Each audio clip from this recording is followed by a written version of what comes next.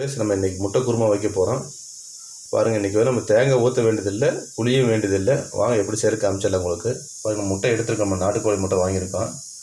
பாருங்கள், வெங்காயம் வந்து சின்ன வெங்காயம் பொடி பொடியாக வெட்டி வச்சுக்கோங்க. தக்காளி வரை ஒரு 3 தக்காளி எடுத்துக்கங்க. புதினாத்தில் கொத்தமல்லியில் கொஞ்சமாக எடுத்துக்கங்க. பாருங்கள், நம்ம சக்தியில் வந்து முட்டை குருமா வந்து மசாலா வாங்கியிருக்கோம், பேக்கெட் வாங்கியிருக்கோம். வாங்க எப்படி செய்ய காமிச்சிடலாம் உங்களுக்கு. பாருங்கள், அடுப்பு பற்ற வச்சுக்கோங்க, உடச்சட்டி வச்சுக்கோங்க. கல்லெண்ணெய் ஊற்றினா ஒரு 3 ஸ்பூன் கல்லெண்ணெய் ஊற்றிக்கங்க.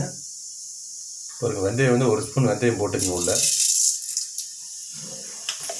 சின்ன வெங்காயம் உள்ளே போட்டுக்கங்க. சின்ன வெங்காயம் நல்லா தாளித்து வச்சுருக்கங்க. பாருங்கள், நம்ம தக்காளி வந்து உள்ளே போட்டுக்கங்க. தக்காளியை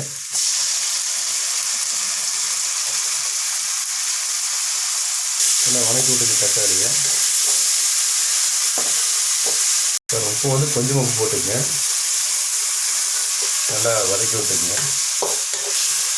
பாருங்கள், நம்ம வந்து சக்தி குருமா வந்து அந்த பவுடர் உள்ளே போட்டுக்குங்க. மசாலாவை நல்லா வணக்கி விட்டுக்குங்க. தண்ணி பாருங்கள், ஒரு கொஞ்சமாக தண்ணி ஊற்றிக்குங்க.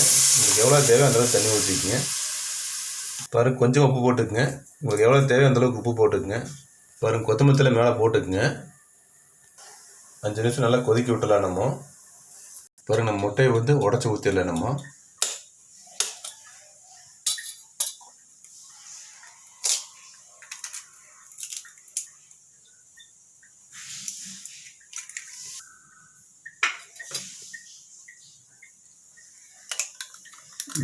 உடச்சி மெதுவாக ஊற்றிக்கங்க உள்ள.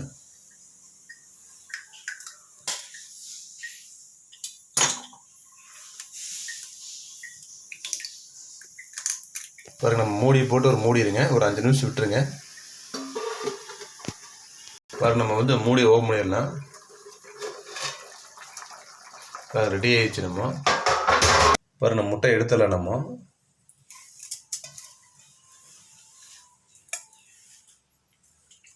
பாருங்கள், குருமா ஊற்றி நம்ம டேஸ்ட் பண்ணி பார்க்கல எப்படின்னு சொல்லிட்டு. நம்ம டேஸ்ட் பண்ணி பார்க்கல எப்படின்னு சொல்லிட்டு.